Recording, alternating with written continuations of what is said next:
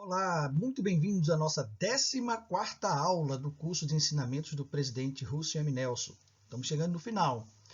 Nessa lição desta semana, nós vamos rever esse discurso incrível que ele deu na Conferência Geral de outubro de 2019, nos ajudando a relembrar esse grande encargo que nós temos de viver o segundo grande mandamento, que é amar o nosso próximo como a nós mesmos.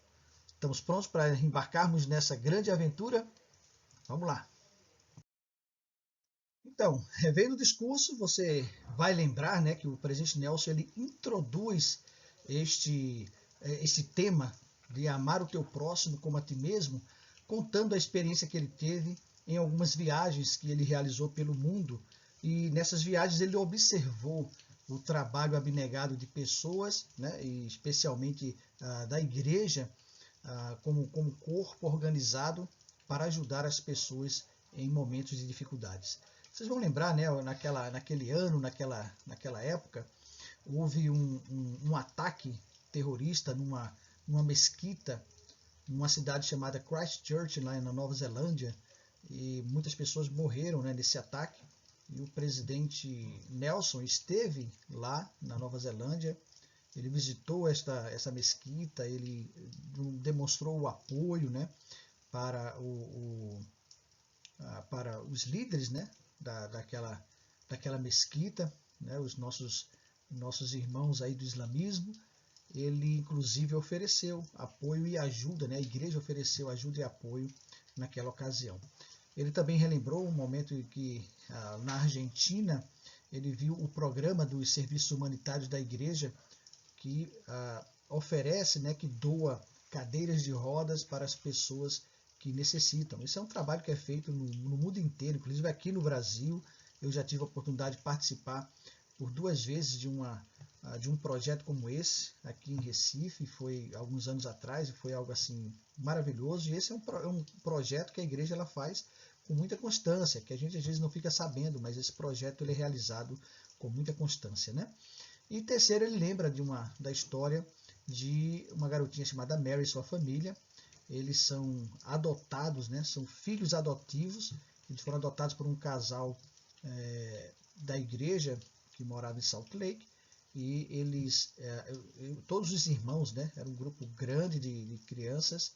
E essa menininha manda uma carta para ele, fala que eles têm algumas coisas em comum, como falar mandarim, o presidente Nelson fala, eles são chineses, e também ter ouvido para música. Então, o presidente Nelson ele externa para nós a importância de desenvolvermos essa simpatia pelas pessoas, pelo nosso próximo, esta preocupação genuína, como o Salvador fez, para que desenvolvamos este amor. Um amor genuíno, um amor semelhante ao de Cristo, não só de verificar, de entender as necessidades de nossos irmãos, mas de alguma forma ajudar a mitigar o sofrimento, ajudar a elevar uma alma talvez cansada, uma alma com desafios, enfim, doar um pouco de nós para que alguém, ou pessoas, ou grupos de pessoas sejam abençoadas com as bênçãos da expiação de Cristo. E é assim que ele introduz esse tema tão especial. Vamos para frente aprender um pouquinho mais com ele, na prática, o que nós podemos fazer para desenvolver esse amor semelhante ao de Cristo. É o que veremos.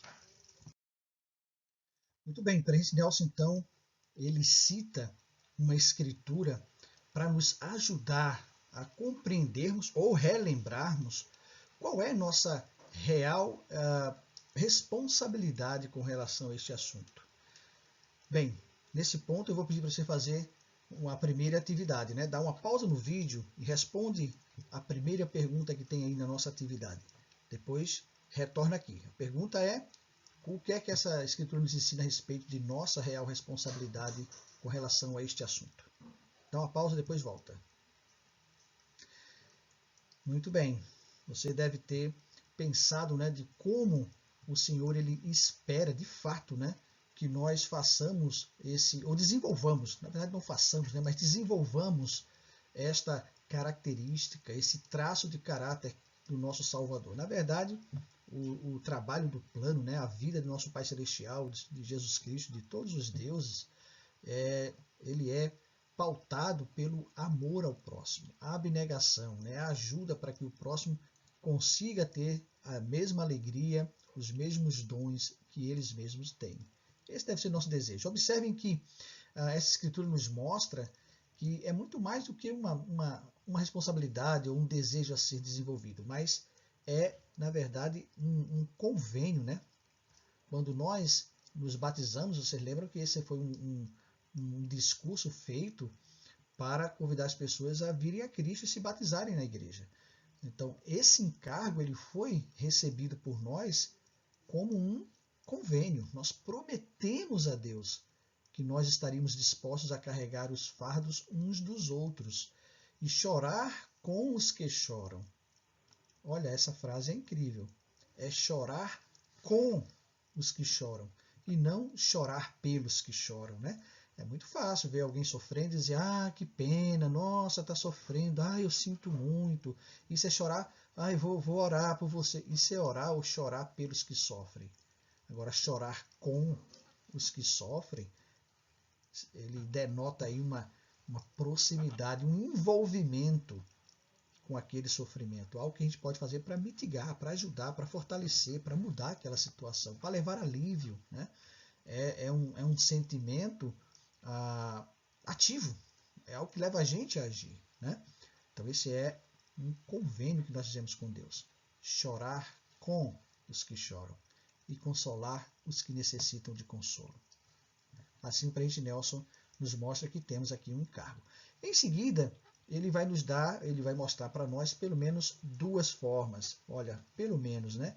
Duas formas de nós expressarmos esse amor ou desenvolvermos esse amor. Vamos ver quais são?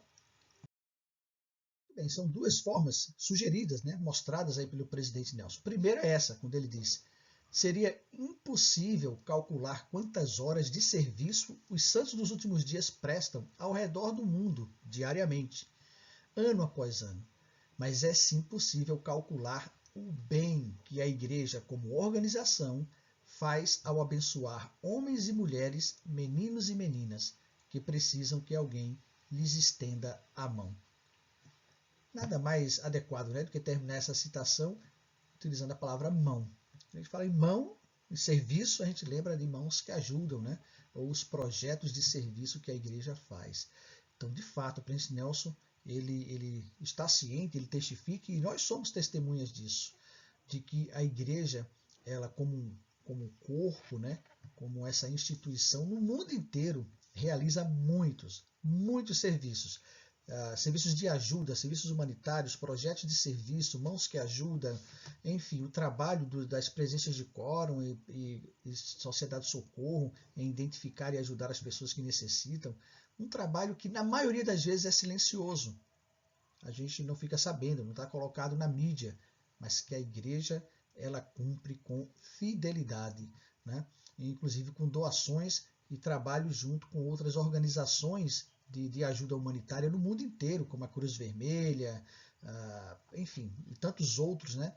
Que estão, o Exército da Salvação, enfim.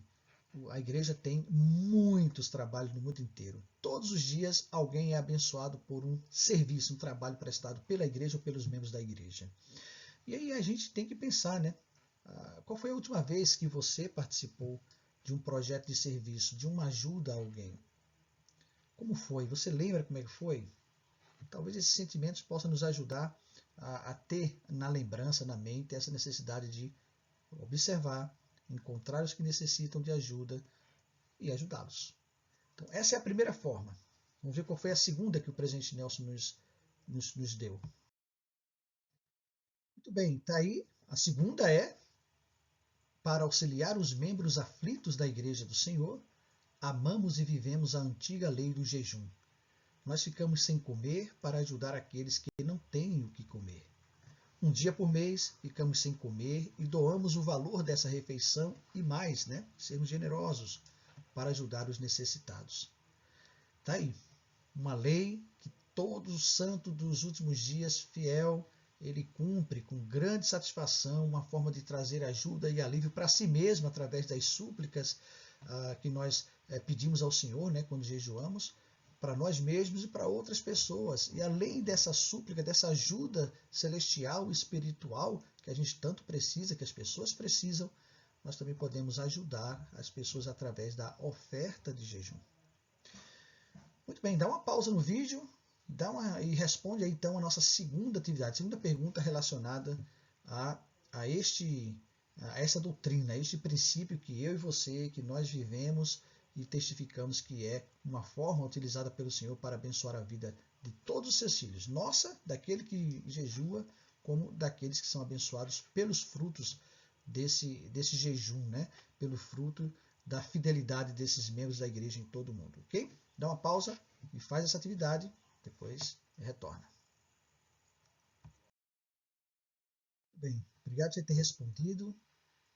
Logo em seguida, né, ao falar sobre essa segunda forma, que é o jejum, a gente, Nelson, cita duas escrituras que nos ensinam a respeito de Jesus Cristo, né, dos atributos, do caráter, como é que é o sentimento dele, né, de nosso Pai Celestial também, em relação a nós, seus filhos, que estamos aqui em uma experiência mortal, em uma situação completamente adversa, né, ou diferente daquilo que nós estávamos acostumados antes de vir para cá, quando vivíamos na presença de Deus.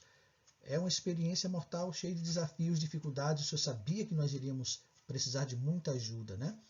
Mas aí então, para a gente, Nelson, citando essas duas escrituras, nos dá uma visão de como Deus pensa, como Ele vê, o que é que Ele espera. Então nós vamos ler essas duas escrituras. Depois gostaria que você fizesse a última atividade aqui da nossa aula, tá bom?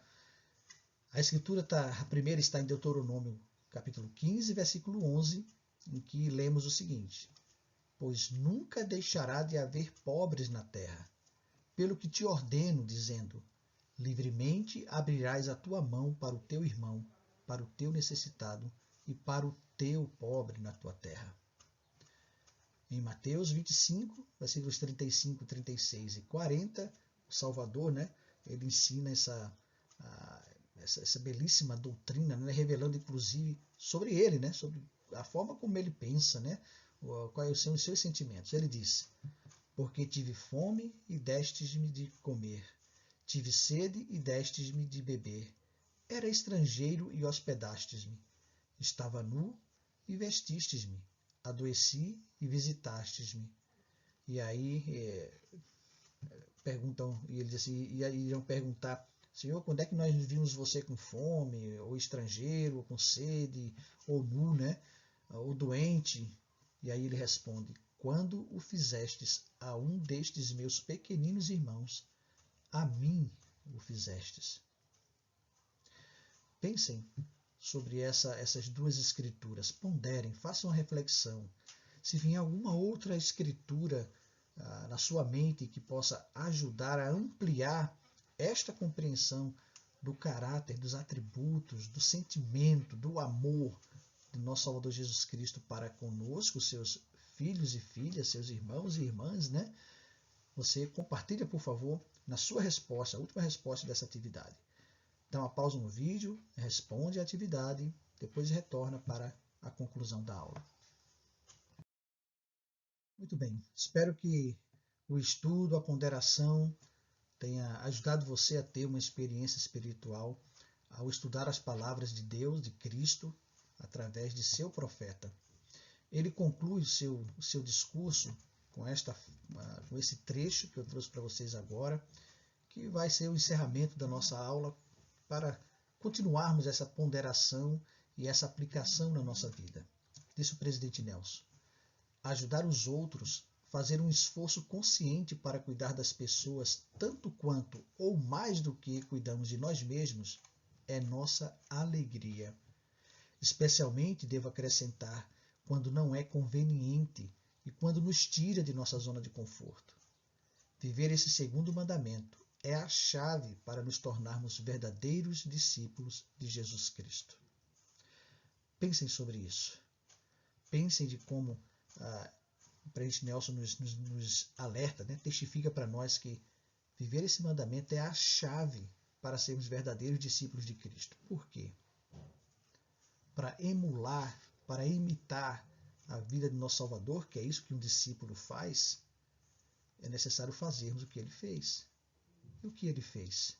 Ele deu a sua própria vida em prol de todos nós.